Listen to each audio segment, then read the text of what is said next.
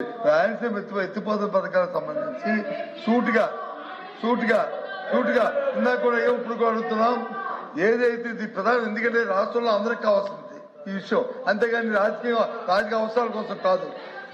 ఎవరైతే శాసనసభ సాక్షిగా తెలంగాణ ముఖ్యమంత్రి రేవంత్ రెడ్డి గారు ఏదైతే అంశాన్ని లేవనెత్తారో, రాయలసీమ ఎత్తిపోతల పథకాన్ని నేను చెప్తేనే చంద్రబాబు నాయుడు ఆపారన్నారు. అది వాస్తవా కాదా? అది వాస్తవా కాదా? అది వాస్తవేదో అవుతుందని చెప్పండి. వాస్తవేదో అవుతుంది. ఒకటి. రెండు గౌరవ మంత్రి గారిని మీ ద్వారా అడుగుతున్నాం. ఈ పథకాన్ని మళ్ళీ ఎప్పుడులో కూడా ప్రారంభించి ఎప్పుడులో పూర్తి చేస్తారో దయచేసి మీరు సమాధానం ఉంటే చెప్పండి, లేకపోతే సమాధానం పంపించండి. అది ఈ రెండు కోసం ఎందుకండి నేను అడుగుతున్నాను. ఇప్పుడు గౌరవ సభ్యులు అడిగినటువంటి ప్రశ్నకు ఎంత సమయమైనా సరే మేము చర్చించడానికి సిద్ధంగా ఉన్నాం. రైట్ ప్లాట్ఫామ్ మీద రమ్మన్నాం. ఆల్రెడీ నిన్న రేపు కూడా దీని షార్ట్ డిస్కషన్ కూడా ఉంది.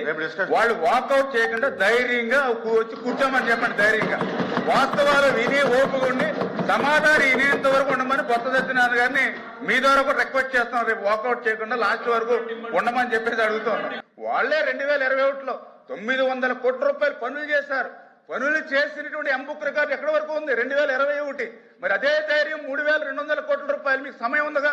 2021 ఉంది, 2022 ఉంది, 2023 ఉంది, 2024 ఉంది. 4 సంవత్సరాలు మిగిలినటువంటి పని చేయకుండా ఎందుకు అప్పుడు క్లోజ్ చేశారు? అంటే ఈ రకంగా అధికారంలో ఉంటే ఒక రకంగా, ప్రతిపక్షంలో ఉంటే మరొక రకంగా మాట్లాడడం అనేది, ఇటువంటి ద్వంద్వ వైఖరి అనేది కరెక్ట్ కాదు అధ్యక్ష. సాక్షిగా జగన్మోహన్ రెడ్డి గారు రాయలసీమకి ఏమీ చేయలేదు అని ఈరోజు వైఎస్ఆర్సీపీ నిరూపించింది అధ్యక్ష. Are we answerable to that. Please కూర్చోండి. ఫైనల్ మీద చెప్పిన దాన్ని నేను పూర్తిగా ఎక్కిపిస్తాను. ఎందుకంటే ఏదైనా ఆ సమస్యకు వచ్చి ప్రశ్నకు వచ్చి మేము చెప్పిందే మీరు వినాలండి.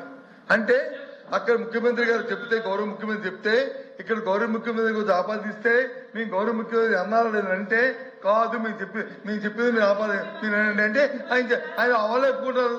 ముఖ్యమంత్రి గారు చెప్పారని దాన్ని డైవర్షన్ చేస్తూ, అంటే ముఖ్యమంత్రి గారితో ఇద్దరు మాట్లాడుకుని లాలుచిపడి రాష్ట్ర ప్రజలను తగడ పెడితే చూస్తూ ఊరుకోవాలి అధ్యక్ష.